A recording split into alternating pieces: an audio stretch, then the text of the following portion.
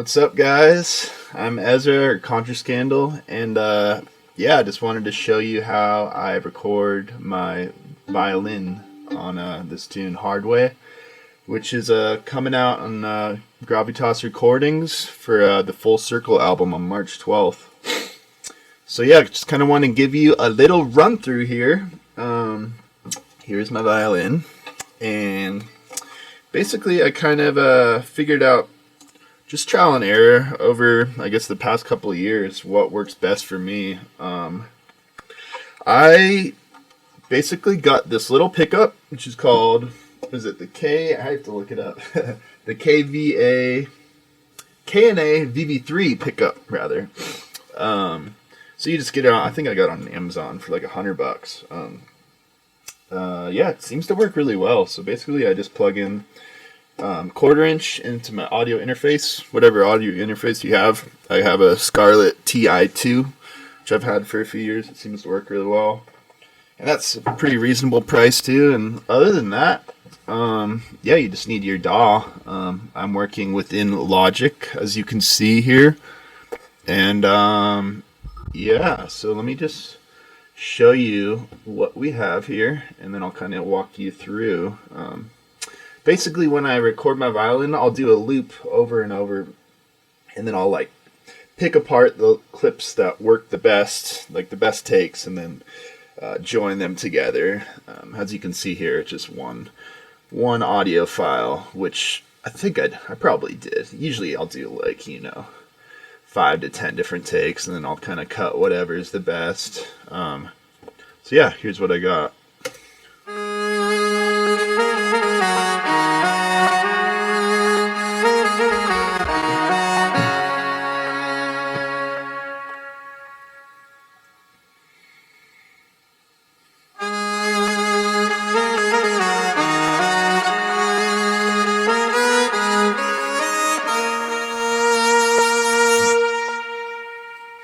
Alright, that's it right there.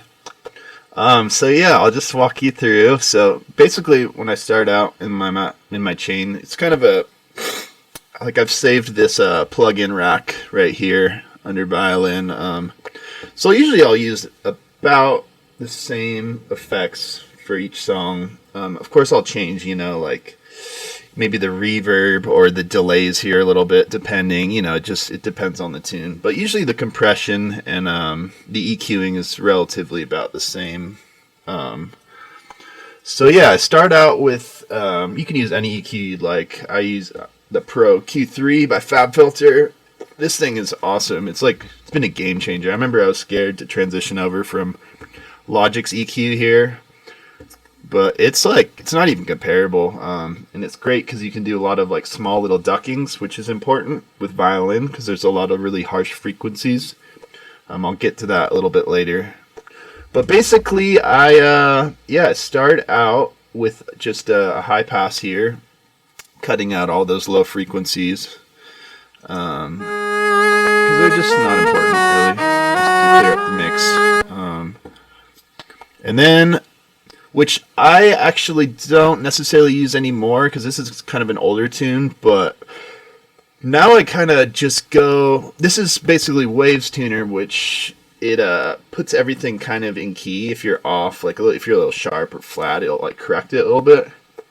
So basically I will go to the little correction knob here, and I don't like it to be 100% because it just sounds a little bit artificial. So I put to 60, so it'll just correct it about 60%. And it's pretty simple to use. You just throw it on there. Just be careful. It uses a lot of CPU power. And then I throw on J37 by Waves. This is a really awesome plugin. It's one of my most used plugins as far as violin and vocals go. It just gives everything kind of like an analog warmth to it. With a lot of these plugins, I'll usually just go through the presets, honestly, and just kind of, just search through them. I couldn't tell you what every knob does here. It's a little overwhelming, but you just kind of go through each little step, and you'll see which one works best for you. And then I throw Puigchild, which is another Waves plugin. This one's like an analog compressor, once again, I just, kind of search through the presets. This one looks like it's a rock snare, which is pretty interesting. I don't know, it just sounded good to me. Usually, that's just how it goes. I mean, with production, you can get really technical with stuff, but I found out, maybe it's part of my, ignorance or laziness, but I'll just, go through the presets, and, I mean, half the time I kind of don't know, what every knob does, to be honest, but seems to work for me so far with this my violin setup. Then I'll throw a little dimension expander on there, just to widen it up, give it some stereo width. Then a little bit more width, because sometimes it's you really want your violin to kind of stick out of the mix, and you want that to be kind of the emphasis. So generally speaking, I'll usually make it a little bit wider, so when you got headphones on, it's just more noticeable. This particular one is really dope because it's a lot of the times the stereo width, you got to be careful because there's going to be some phase cancellation, which basically you don't want, because a lot of times when you play at the club, you play your track at the club, it's in a mono output, and with these stereo plugins, a lot of the times, if you put it in mono, you won't even be able to hear the individual audio track. So you just got to make sure and check. This is probably my favorite stereo plugin. I would really recommend looking into it. I think it's like $50 or something, but I use it it's probably one of my top 10 most used plugins. And then, let's see, I throw a little bit of compression here. You can use any compressor, obviously. There's hundreds of different ones to choose from. This one's dope. I have the isotope package, which is nice. So I just kind of looked at another preset here. This is the violin preset, which, I mean, I assumed it would work pretty well considering most violins are relatively kind of the same setup. So yeah, I use that. And then I'll throw a little soothe on, which this plugin is really awesome. It's pretty expensive, but it's great for violin work because, like I said earlier, these violin recordings, there'll be a lot of crazy peaks and stuff. When you look at the EQ spectrum or the analyzer or whatever, you'll just see all these crazy peaks. And that's going to kill your headroom, and it's also going to kill people's ears when they're listening to it on a big system. So I like to throw this on with all my violin tracks, also with my vocals too. It seems to work well, or maybe even cymbals. It's just it's a great plugin for getting rid of those harsh frequencies. But yeah, you kind of just I already have my own little setting here. You kind of just analyze it or whatever, and you can see the little peaks coming up. Usually I'll turn down the mix a little bit just to make it not so apparent, not so obvious that there's these frequencies getting cut in. It's kind of like some parallel processing. But yeah, I'd really recommend that for if you are to record some violin or any really string instrument in general. It seems to work really well. And then I throw on a little bit of a dimension, so I guess some more width here. This is more kind of a chorusy effect. I think this one's free too. I really like this. There's a lot of cool settings on here. Sometimes I'll throw in vintage warmth or enhanced stereo if you want even more width, but Dimension 1 seems to work really well for me. And then I got some delay here. This is probably my most used delay. I've had trouble finding delays that work good for me. This one in particular is great because, well, it's really intuitive, but it's nice because it has all these little knobs you can change. I use the EQ a lot, so I'll cut out certain low frequencies and some of the highs here, just so your violin sits in the mix a little bit better. And then this width knob is always great. Obviously, it adds a little bit of width in the delay signal.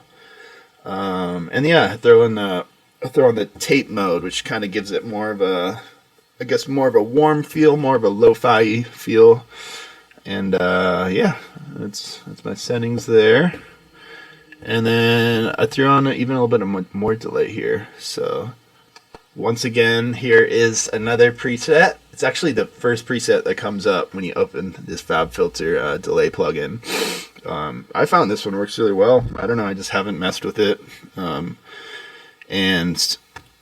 I mean, most of the time I will only use one delay, but for some reason in this particular song, it seemed like it really filled the gaps a little bit more. It didn't make it so apparent that there was like individual notes. It was kind of like this like reverb. I don't know. It's hard to explain, but I guess here's with it. You can hear those 1/4-inch notes, and then it just I don't know. I think it just has a better tail to it. And then let's see. I throw a little reverb. This is my favorite reverb plugin. I've had trouble finding good reverbs as well. It's similarly to the delays. This one is super dope. Everything just sounds crisp and like organic. I don't know. I've had trouble in the past with a lot of these reverbs, and this one in particular just sounds fresh. I don't know. There's a bunch of cool settings too. A bunch of creative ones. I think it's actually even called creative, and even some delays in here. But that one is very dope. It's by Native Instruments. And then to cap it off, right before the EQ, I'll throw in the Smart EQ by Gullfoss. This is kind of similar to Soothe from my experience, where it tames. It can tame and boost the EQ spectrum. It seems that I like to throw it in the very last of like right before the EQ in the chain. And honestly, I won't really go too crazy with the settings. You can kind of just, usually what I'll do is like, you know, switch it all the way up and then like tame it down. Yeah, but with this one, it's just kind of so I guess recover is to enhance the signal and tame is to kind of tame the peaks. And then this bias is kind of in the direction you want to go. Whether you not want more recovery or you want more tame, you change this signal. Yeah, I won't get too into this, but I don't know, just kind of play with it. There's plenty of tutorials out there too on Gullfoss. It just kind of like brightens and cleans up the signal a little bit more. Yeah, and then the final little plugin here is just another Pro Q3. And this is, I do some, basically a little bit of ducking with the certain frequencies here. Can't think of the specific word right now, but basically when it's playing these certain frequencies, it'll duck a little bit. And of course my CPU is just loving it right now. So yeah, you just kind of analyze the frequencies and see if there's anything a little bit more harsh, and you duck those individual ones. And then yeah, a little bit more of a high cut here. And yeah, that's basically it. So you do keep all these plugins here, and then you I usually get rid of the reverb, delay, and the width.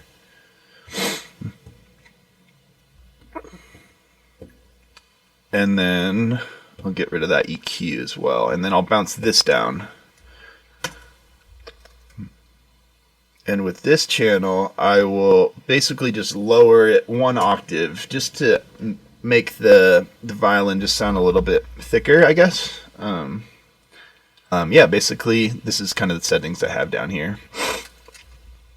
But yeah, what I'll do is what I'll do is usually use this particular plugin here, Sound Shifter, and just drop it a whole octave. And it just sounds way better. It just sounds thicker.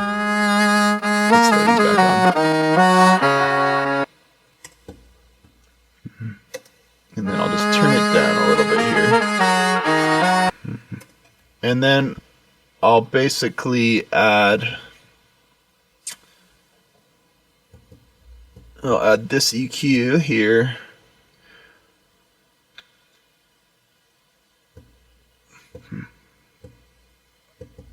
And then I will add this reverb here just to make it sound a little bit fuller, give it some more space.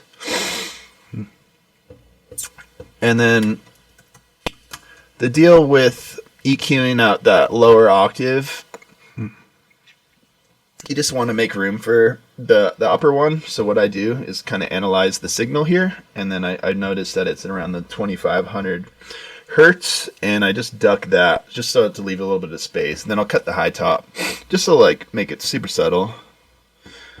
And yeah, that's about it for my violin process. And yeah, sorry, my computer is not working too well with the CPU. But yeah, that's it. Thanks for listening, guys.